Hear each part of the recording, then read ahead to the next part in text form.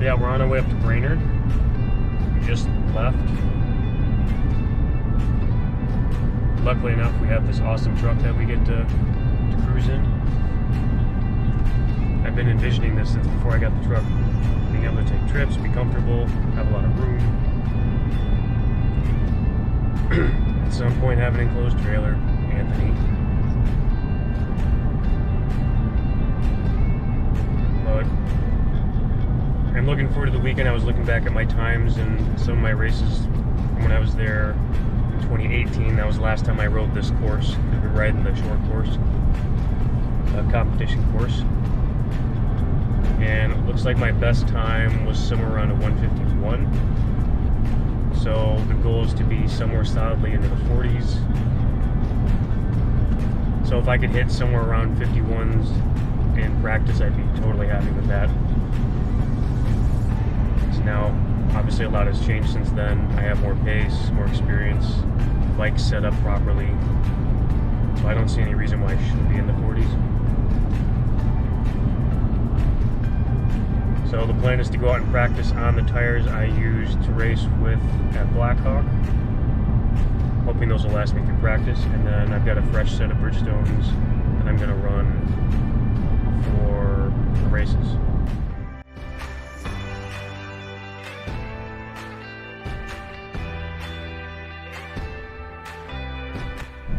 And we're here.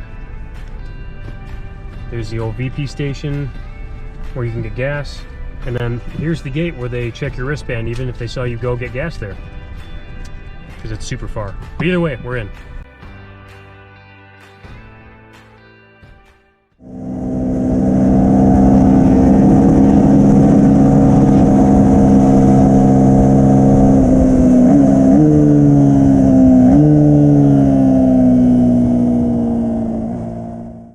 We'll call this early morning update. So yesterday didn't go terribly. It didn't go great. I thought I did a good amount of research on remembering how to ride the track, and I guess I should have taken into account, even though I haven't been there for, what, 3 or 4 years. I thought I would remember the track a bit better, and I thought I had, looked at my video and had a game plan put together. Then once I did some laps, I realized that was not the case, especially after talking to some of the local riders and rewatching some of my videos. I remembered, oh, there are things I should have been doing that I wasn't. So, wish I'd taken more time to kind of do that.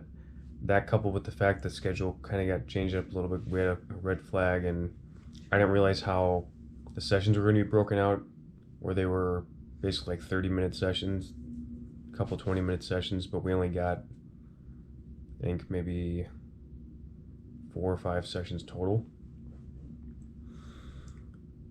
But the track feels a lot different with the way the bike's set up now, which I like. It's just taking a lot of getting used to, because I have a lot more feel, especially over any of the like imperfections and bumps and whatnot.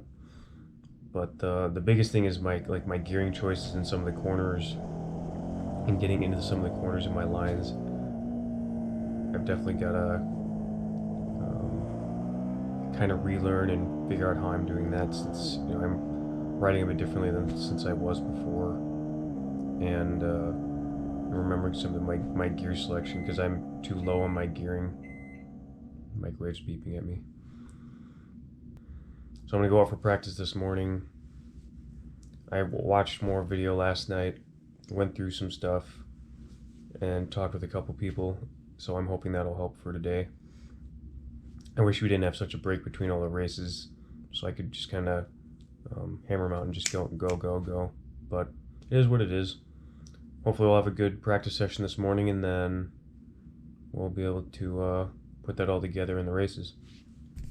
For Saturday's races, and for Sundays for that matter, I noticed that the schedule is pretty spread out, and I wanted to kind of give myself a bit of a warm-up. So what I did is I signed up for an extra race outside of the 3 that I was competing in, so I added what CRA calls their welterweight class, and that was going to be now my first race of the day, again just to kind of give myself a warm-up and get into things. and it doesn't count towards CCS points, so I didn't really care as much about where I ended up in that race. But I lined up in welterweight, my first race of the day. I ended up finishing 5th in that race, which again, it was fine. I don't really care really where I finished. I just was able to kind of get my mind into that race mode, and my best time in that race was like a 50.9, so just under into the 50s, which I was happy with. It was a good way to start the day out, and felt it got me in that kind of mode and helped me prepare for Super Sport, which was going to be my first race of the day, and that one does count towards CCS points.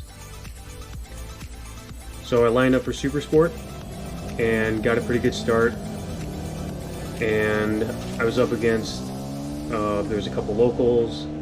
One of them was Brady Forrest, who's on his 400, and I know he knows the track really well. I know he's pretty quick on his 400, so I was able to get by him with my SV horsepower on the first lap.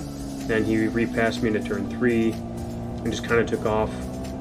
And then Ryan Music, who's a CCS and CRA rider, got around me on his KTM, and I did my best to try and stick with him, but I just couldn't manage it. But I actually ended up 3rd in that race, which I was just shooting for somewhere in the top 5. So to pull off a podium in that race was really cool. I was really happy about that. And on top of that, I also ended up running some laps in the 40s. I actually turned a 49.0, which I was happy about, but I was like, I'm so close to that 48.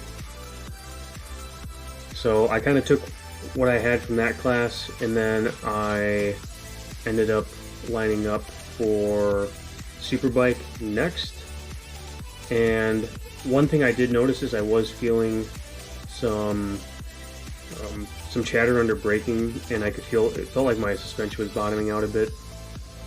So I wanted to make a couple of adjustments, but I wanted to wait to see how it felt for Superbike first. So I lined up for Superbike. Really big field of riders. I think there was probably over 20 riders in the class. I think total was 23, somewhere around there. But I knew there was going to be a lot of competition, so I was just trying to shoot somewhere maybe in the top half of the field, so top 10, somewhere in there. And I got a decent launch. A lot of guys went by. Kind of had a little bit of a battle with a couple people, and I ended up pulling out 11th. I was in 10th, and then there was a rider who passed me on the last lap, and I wasn't able to get back by him, but I turned some laps in the 49s again, and like I said, I was trying to figure out what I could do to go a little bit faster and make the bike feel a little bit better. So then once that was done,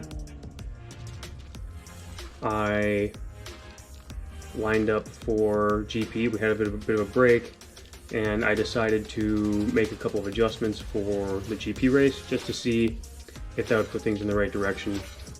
So lined up for GP, which is going to be the last race of the day on Saturday, and there was about 16, 20 riders somewhere in there, 15 to 20 riders in that race, and I tried to make some adjustments.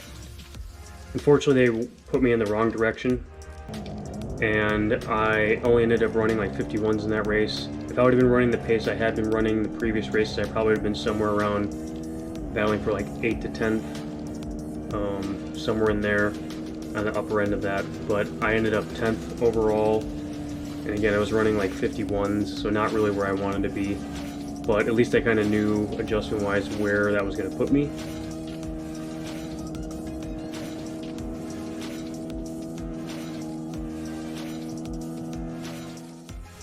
So Sunday's races ended up being wet. It's forecasted rain all day. I wasn't really sure what to expect. And when we got to the track, I noticed it seemed like a lot of people had left. We got to the riders meeting in the morning. It seemed like there's maybe about a third of the people that were there. And our little CCS group was talking, and it really just came down to those that were staying and those that were there are the ones that like running in the rain, that are going to be good in the rain. But I was kind of debating if I wanted to stay and wait the whole day, since the way CRA works with their races, they won't necessarily try and speed their races up, so they just kind of stick to their schedule. So I knew, with it raining all day and the way they have the races spaced out, even with lower entries, my last race of the day, being lightweight GP, was going to be one of the last ones of the day, and we probably wouldn't be leaving until probably 5:30 is when my race probably would have been, 5 to 5:30, and then we still had a 7-hour drive or so home. And I knew there weren't a lot of people there, so I decided to just go out for the welterweight race again, partly because I didn't get a full practice in the morning. So I kind of used that again as a practice and to figure out how to run in the wet at Brainerd, since it's been a while. I was having a really weird little issue with the bike in my morning practice. I only got a lap in because the front cylinder, it wasn't firing on both cylinders. I think a little bit of moisture got in to the front spark plug somehow. But cleaned that out, everything worked good during welterweight, so I felt good with that.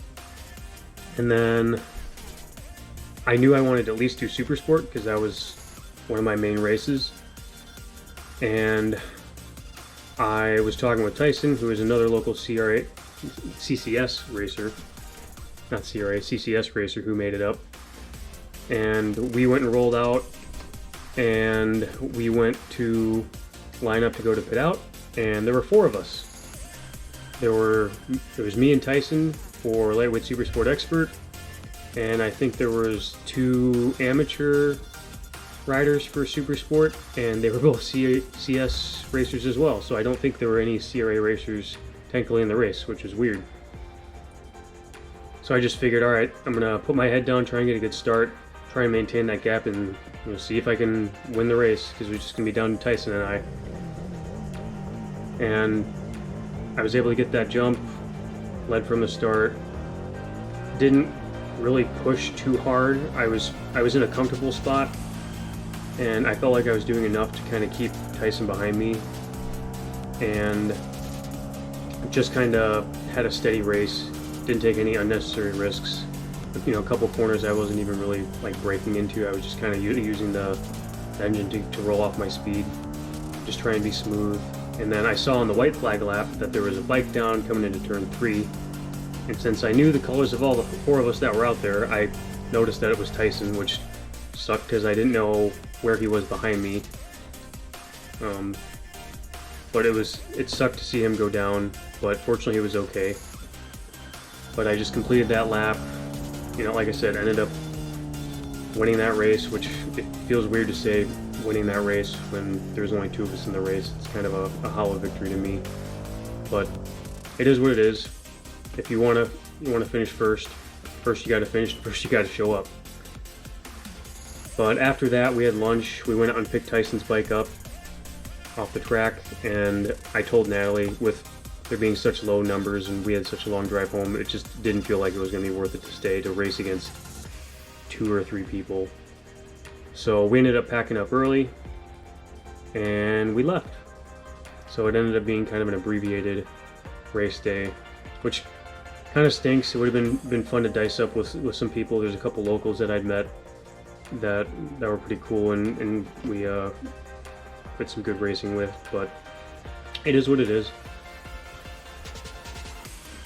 So overall, the weekend didn't quite go how I planned. I did break into the 40s, not quite down where I think I could be. I think I easily have another 2-3 seconds to lose minimum, and I could see it.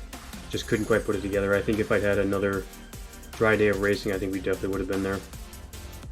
But brought things home shiny side up, got some good points, had some fun, and got to, again, go to a track that I haven't been for a while, see how I've improved since the last time I was there. Unfortunately, I was happy to say that I did improve. But up next is going to be the June Blackhawk round, or not June Blackhawk round, the July-August Blackhawk round. So we had quite a big gap, about a month and a half, almost 2-month gap for the next round. And that's the video that'll be coming up next. And the goal for that, again, is to kind of build off where we left off in June, get down into those 16s hopefully, and work through there, and obviously keep improving our racecraft and everything that goes along with that. So please stay tuned for that.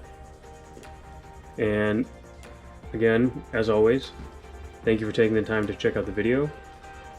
Please feel free to give it a like, subscribe, and please comment. Let me know, again, what things you like, what things you'd like to see, what things you don't like, and I will do my best to try and work that in, because I'm always trying to do different things, trying to improve, not only on track, but also with these videos. So your feedback means a lot. And last but certainly not least, thank you to all my sponsors for their continued support. Couldn't do it without any of you. And please stay tuned for more. Thanks.